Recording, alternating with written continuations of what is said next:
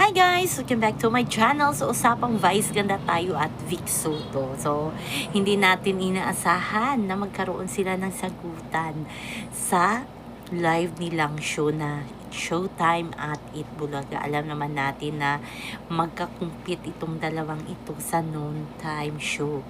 Kaya kahapon nagulat niya na binanggit ni Vice ganda itong si Vic Soto at sinagot din siya ni Vic Soto. At ito na ngayon ang trending guys. Hinamon na ni Mimi Vice si Vic Soto or si Bossing na magkita sila bukas sa Cubao 4 p.m.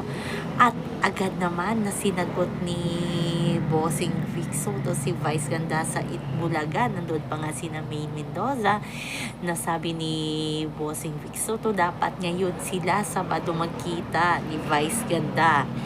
Kaso may schedule si Vice ganda na hindi talaga mahindian kaya hindi sila magkikita ngayon at bukas sure na sure daw 3:59 p.m. nandoon na daw si Bossing sa Cubao at mag-uusap sila ng masinsinan ng ni Vice ganda. So maraming mga netizen interesado kung ano nga bang pakulo ni na Bossing at ni Vice ganda.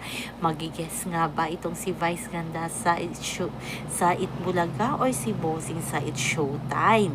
Yun ang mga iniisip ng mga netizen kasi hindi natin inaasahan na mula sa ABS, GMA pa yung Itbulaga, sila talaga ang magkalaban sa noontime show. May iringan pa nga diba dati, pero ngayon talaga small world talaga at magiging okay na sila. Pero ito nga, sabi nila Vice ganda, Vic Soto tandem daw sa Metro Manila Film Festival ngayong December.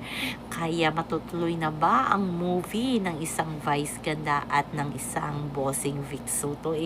Alam naman natin na idol ni Vice ganda itong si Vic Soto pagdating sa comedy at marami talaga dream daw talaga ni Vice ganda na makasama sa isang pelikula si Bossing Vic Soto. Kaya ito na siguro ang oras para maituloy na ang dream project ni Vice ganda na kasama itong si Vic Soto. So abangan natin yan guys. Talagang usapan ngayon yan sa social media kung ano nga ba ang nilulutong proyekto ni Bossing at ni Mary Vice. So yan lang muna guys ang ating abangan. So abangan natin bukas sa Cubao, baka may makakitang fans na magkita si Vice ganda at si Vic Soto. Bye bye. Also remember, wag po tayo magpaka-stress. Love guys.